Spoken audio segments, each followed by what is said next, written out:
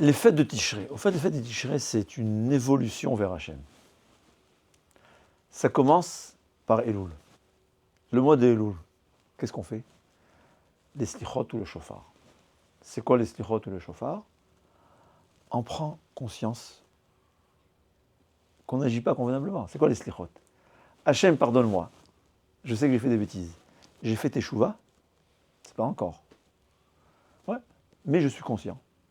C'est quoi le shofar? Le shofar, c'est, comme le Rambam dit, c'est une faculté d'éveiller un juif. Il y a une photo que j'ai vue dernièrement, un Chabad à Tel Aviv qui sonne du shofar, et tu vois à côté de lui un soldat avec tout son sac de 30 kilos, tatoué, en train de pleurer. Ça l'a réveillé. Il a entendu le shofar, il s'est réveillé. Le shofar, ça a cette faculté de se réveiller. C'est quoi se réveiller? Je prends conscience que j'ai besoin d'améliorer ma conduite. Arrivé Rosh Hashanah, alors là, en principe, c'est pas seulement qu'on est réveillé, ouais, Elul, on demande pardon, mais on continue notre train de vie. Arrivé Rosh Hashanah, on change. On ne faute pas. On a peur de fauter, mais en cœur, on est attiré par la faute. Ouais. On a envie de continuer notre conduite inappropriée. Mais Rosh Hashanah, on est en train de juger, on tremble de peur. Je sais qu'au moins le jour du jugement, je vais me conduire comme il faut. Arrivé Kippour, j'ai même pas envie de fauter. Hein? Rosh Hashanah, j'ai envie de fauter, mais je ne vais pas fauter. Mais arrivé Kippour, je n'ai même pas envie de fauter. Et Sukkot, c'est quoi? Sukkot, c'est la période, au fait, c'est Chag Simchatenu. La joie. Quelle joie? Pourquoi un juif est joyeux? Il y a plusieurs joies. Mais on parle de la joie de la mitzvah. Ça veut dire agir avec joie. Je fais une mitzvah. Je ne fais pas une mitzvah avec difficulté. Je garde Shabbat, pas parce que c'est difficile, je kiffe le Shabbat. C'est comme ça, en fait. Il y a une mitzvah de Oneg Shabbat, vous savez. Ouais. Quelqu'un qui, son Shabbat, il n'est pas de plaisir, il a raté le Shabbat. Donc, j'arrive à Sukkot, c'est la simcha, la joie dans la mitzvah. Et la simcha Torah, c'est quoi simcha Torah? C'est la joie de la Torah. C'est encore un niveau plus élevé. Au fait, c'est les 5 étapes qu'un homme il va passer. Toute l'année, on est endormi. Arrivé Elul, on se réveille. Rosh Hashanah, on ne faute pas, mais on est encore tenté par la faute. Arrivé Kippour, on n'est même pas tenté par la faute. Sukkot, on est joyeux. Et Simchat Torah, joyeux de la mitzvah, évidemment, c'était ça, c'était la joie d'accomplir la mitzvah. Arrivé Simchat Torah, on est joyeux avec la Torah. Alors j'avais entendu de mon Rav, le Baal HaTanya, il ramène les 5 niveaux. Il a dit le Racha Gamour. C'est quoi le Racha Gamour? Il y a le Racha Gamour, c'est-à-dire le Racha total. Comment traduit en français Racha? L'écrit en Racha. Bon, vous savez ce que c'est le Racha? Racha total. Il y a le Racha qui n'est pas total. Ouais. Il y a le Benoni, le moyen. Il y a le Tzadik, le pieux, et le Tzadik Gamour, le pieux total. Au fait, toute l'année, on est ce qu'on appelle un Racha Gamour. C'est quoi un Racha Gamour? Il est considéré comme un mort. Un mort n'est pas conscient de ce qu'il fait. Il ne peut rien sentir. Toute l'année, on se conduit comme on veut. On ne réfléchit même pas. J'ai droit, j'ai pas le droit, je dois ou je ne dois pas. C'est la nature humaine. Arrivé Elul, on arrive, on prend conscience. J'ai fauté, je sais que j'ai fauté. Je n'ai pas encore changé. Est-ce que ça a une valeur? Est-ce que ça vaut quelque chose? Quelqu'un, il continue à fauter, mais il prend conscience. Il sait, il demande pardon. Hein? Qu'est-ce qui vaut mieux? Quelqu'un qui faute sans demander pardon ou quelqu'un qui faute et qui demande pardon? Alors Rabbi Israël Salanter, il ramène une Gemara à la Gemara et il dit, c'est la Gemara à la fin de Masechet Nida. Ouais, contradiction. D'un côté, c'est écrit Kilo erpotz bemotamet. Hachem, il dit, je ne veux pas que le mort décède. Et on m'a dit, c'est quoi le mort qui va décéder? Un mort, il est déjà décédé. On m'a dit, le mort, c'est le rachat. Le rachat est considéré comme quelqu'un mort. Hachem dit, je ne veux pas qu'il décède. Je veux qu'il continue à vivre. D'un autre côté, c'est écrit, Ki chafetz Hachem le amitam. Les enfants de Élie, Hachem dit, je veux qu'il meure. Demande la Gemara contradiction. Hachem, tu veux que le rachat meure ou tu veux que le rachat continue à vivre? Répond la Gemara, kan be'osin teshuva, kan be'shen osin teshuva. Là, ils font teshuva, là, ils ne font pas teshuva. Demande Rav Israël Salanter, qu'est-ce que ça veut dire ils font teshuva? On parle d'un mort c'est un rachat. Dit Rav Israël Salanter, osin teshuva, c'est quelqu'un qui est conscient, il sait qu'il est dans la faute. Il est conscient, il demande pardon. Il est considéré comme un mort, on va dire. Ouais, c'est un mort. Pourquoi? Parce qu'il continue dans la faute. Mais au moins, il dit à Hachem, pardon. Je sais que je ne fais pas bien. Quelqu'un de pareil, Hachem, il lui donnera la vie. Arrivé au Rosh Hashanah, le jour du jugement, on voit dans les caméras, qu'est-ce que vous direz à un juge? Il voit dans les caméras, la personne qui est arrivée, il a homicide involontaire. Il arrive avec sa voiture, ouais, en bas du tribunal, il conduit encore de façon dangereuse. Qu'est-ce que le juge veut dire de cette personne? Maximum, peine maximale. Ouais, il arrive au jugement en continuant de fauter. Mais si la personne, elle arrive, il tremble de peur. Le juge, il voit dans les caméras, et comme ça, il tremble de peur. Qu'est-ce qu'il va dire le juge? C'est ça Rosh Hashanah. Quelqu'un que le mois de Elul, il a fait les slichot. Le mois de Elul, il a demandé à Hachem pardon. Même s'il n'a pas fait teshuva, il n'a pas encore fait teshuva. Il le fera. Ce qu'il dit Rabbi Salah, il le fera. Mais même s'il n'a pas encore fait teshuva, le fait même qu'il a compris, qu'il est conscient, il tremble de peur. Il dit à Hachem, pardonne-moi. Il y a le chauffard qui le réveille, ça le réveille. Il se met à pleurer dans la rue, comme ce soldat. Il arrive au jugement, et bien Hachem, il dit, celui-là, Chaim, on lui donne la vie. Il a peur, il est conscient, il va faire des choix. Ce soldat-là qui a pleuré quand il a entendu le chauffard, tôt ou tard, vous verrez, il va commencer à garder Shabbat. C'est comme ça, c'est la nature des choses. Mais si Elul, j'ai oublié. Je suis arrivé avec ma voiture à 200 km/h. S'il te plaît, tu peux, c'est homicide involontaire. Mais tu continues. Mais là, on peut se rattraper. On peut se rattraper, c'est Rosh Hashanah. Rosh Hashanah, c'est la tchouva. J'appelle ça la tchouva par la crainte. C'est quoi la tchouva par la crainte? Ce qu'il appelle le Baal HaTanya, le Benoni. C'est quoi le Benoni? Il veut fauter. Il veut fauter. Mais il a peur. Lui, de son côté, il aurait pu continuer à manger dans les restaurants. Je ne vais pas te dire lesquels. Mais il a peur, il tremble de peur. Il a peur d'être puni. C'est pas qu'il aime Hachem. C'est pas qu'il est attaché à Kadosh Baruch Hu. Il a peur. Hachem, il accepte une tchouva pareille. Rosh Hashanah, quelqu'un qui fait teshuva, il dit à Hachem, ça ne me dit rien les mitzvot. Shabbat, je souffre. Je souffre du Shabbat. Mais j'ai peur. Pardonne-moi. Hachem lui pardonne. Mais il doit faire une teshuva. Dorénavant, il va arrêter de fauter parce qu'il a peur. C'est une tchouva meira. La tchouva meira, c'est écrit que Baruch Hu, il annule les fautes, mais ça devient comme des fautes involontaires. Arrivé Yom Kippour, on a ce qu'on appelle Yirat HaRomemut. C'est quoi Yirat HaRomemut? J'ai une crainte, vous savez, à l'école, dès qu'on voit, quand le directeur est dans le bureau, les enfants ils ne font pas de bêtises parce qu'ils ont peur de se faire punir. Mais quand ils voient le directeur, c'est une crainte, c'est la grandeur. On n'a même pas envie de fauter. C'est pas qu'on a peur de la punition. Ouais. On a la peur du directeur, d'une personne élevée. Ça nous fait perdre l'envie de fauter. C'est ça Kippour. Arriver à Kippour, c'est la grandeur d'Hachem. Un juif, par sa nature, on ressent des choses pareilles. Par la nature des choses, on arrive à Kippour, on n'a plus envie de fauter.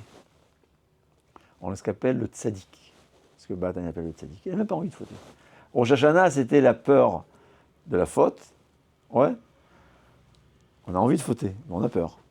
Arrivé Kippour, on voit Hachem. Hachem est présent, il faut savoir. Le jour de Kippour, Hachem est présent. C'est là où Hachem il est le plus proche possible de nous. C'est pour ça que les Juifs, par leur nature, ils font Kippour. Comment c'est possible? On ressent Hachem. On le ressent. Ça se traduit par deux choses. Premièrement, qu'on peut facilement faire tes choix. Une bonne décision, ça s'accepte.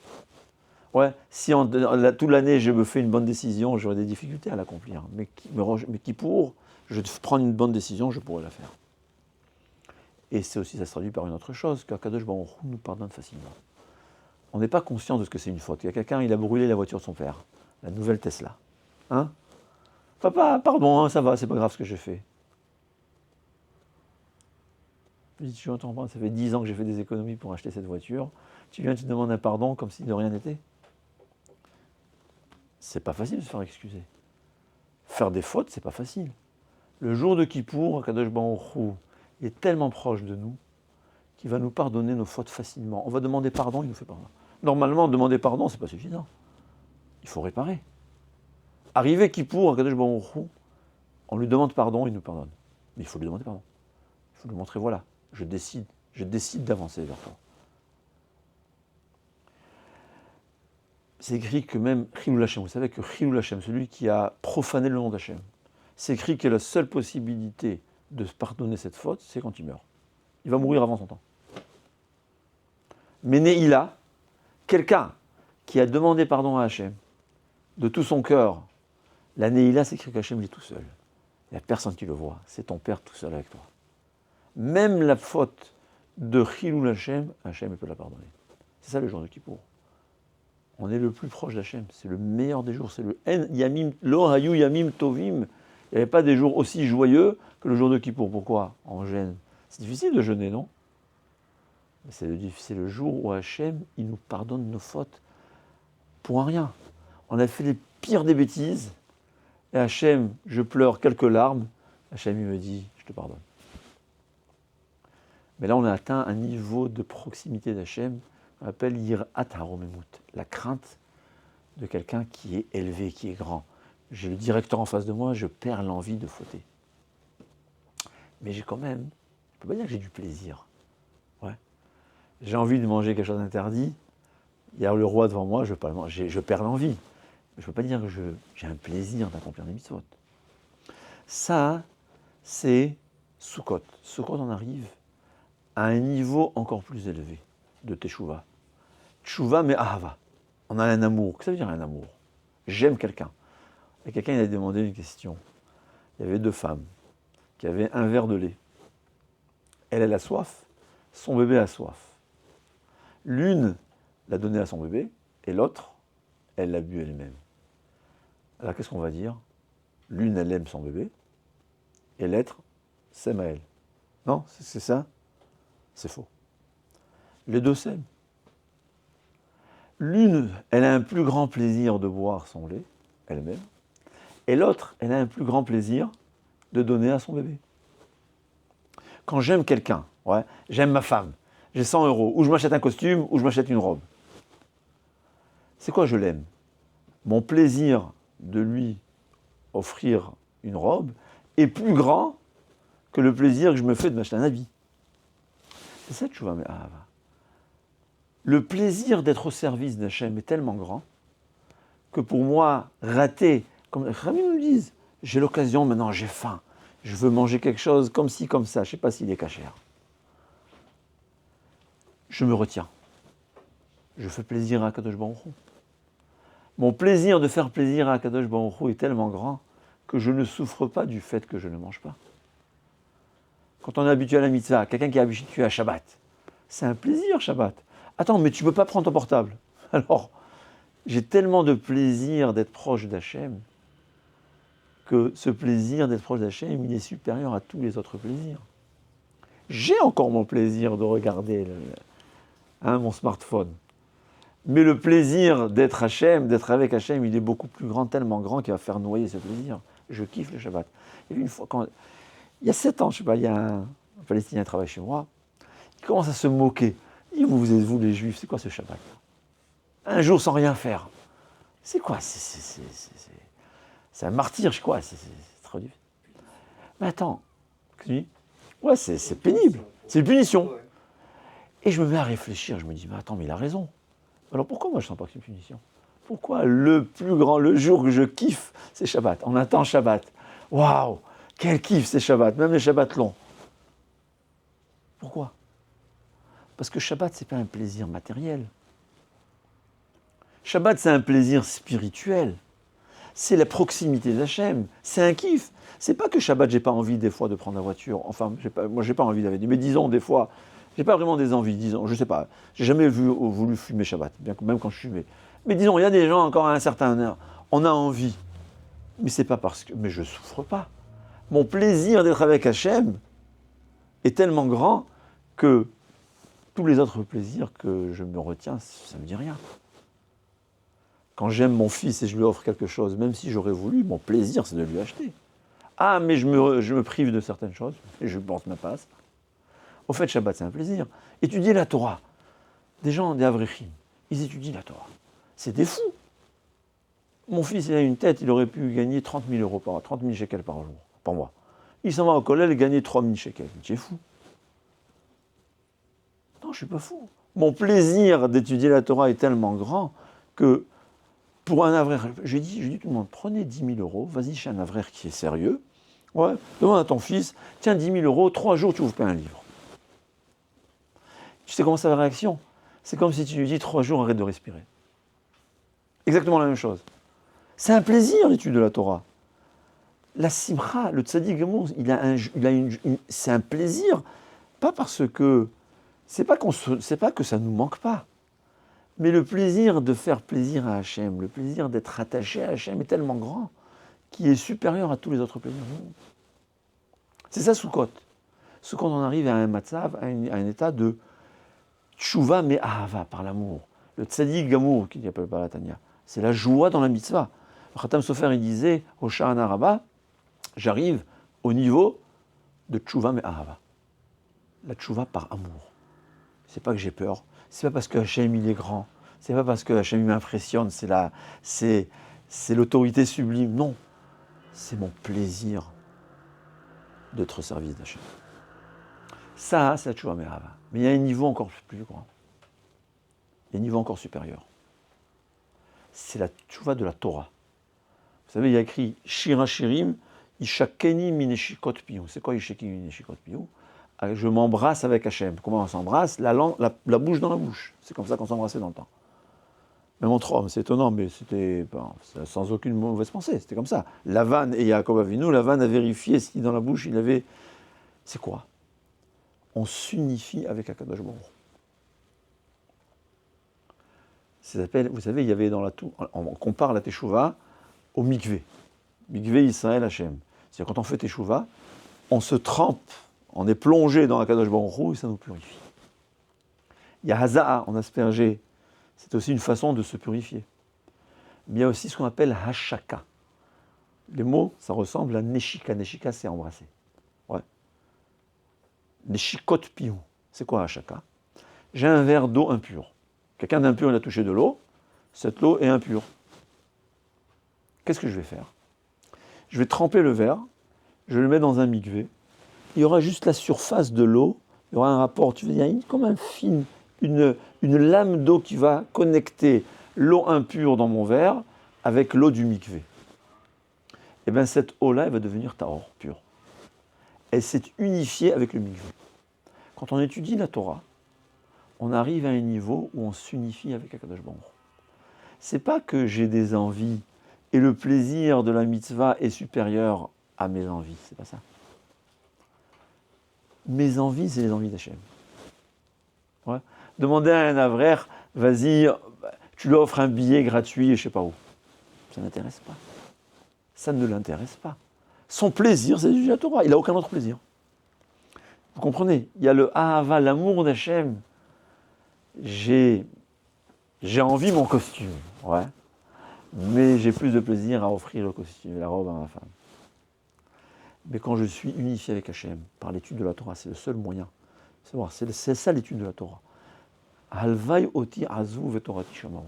Hachem, il dit, même s'ils ne font rien, qu'ils étudient la Torah. 1 heure de Gemara. Surtout la Gemara. La Gemara, c'est ce qui est le plus puissant. Plus que la halacha ou le moussar ou la chassidut. La Gemara, le Yetzer Hara, il est très fort. Il sait que c'est le plus dangereux pour lui. Tu étudies la Gemara, je te casse la tête pendant 3 heures pour comprendre une ligne. Une ligne, 2 mots j'ai fait. 3 heures, le cours 3 heures, on comprend une ligne. Comment c'est possible? Je me suis nié à Hachem. Je me suis purifié. C'est Hashaka. C'est quoi Hashaka? J'ai embrassé Akadosh Baruch Hu, je me suis unifié avec Hachem. Je me transforme. J'ai plus de mauvaises envies. J'ai une envie, celle d'être proche d'Hachem. C'est pas que j'ai un plaisir spirituel supérieur à mon plaisir matériel. Je me transforme. Je suis devenu un Talmid Chacham. Et Talmid Chacham, il y a le top et il y a même le plus bas. C'est ça la Torah. La Torah, c'est la tchouva qui t'unifie avec Akadosh Baruch Hu. Tu deviens spirituel. Tu as les mêmes envies, qu'on peut dire, que les envies d'Hachem. Tu as le même ADN que celui d'Hachem. En fait, pourquoi on est venu sur Terre? Pour transformer notre ADN animal en un ADN divin. Et le plus grand des moyens, c'est l'étude de la Torah. Les mitzvot, c'est nécessaire. Les mitzvot, c'est la bougie. Mais la lumière, c'est la Torah. Et c'est ça, Simchat Torah. Au fait, Hachem nous a donné une période qui commence de Elul. Toute l'année, on est ce que le Balatani appelle le Racha Gamour. On a oublié Dieu le pauvre. Il pleure. Ses enfants l'ont oublié. Ouais. Un père n'est pas capable d'oublier ses enfants. Mais les enfants, malheureusement, ça arrive qu'ils oublient leurs parents. Au fond du cœur, ça n'existe pas un enfant qui a oublié son père.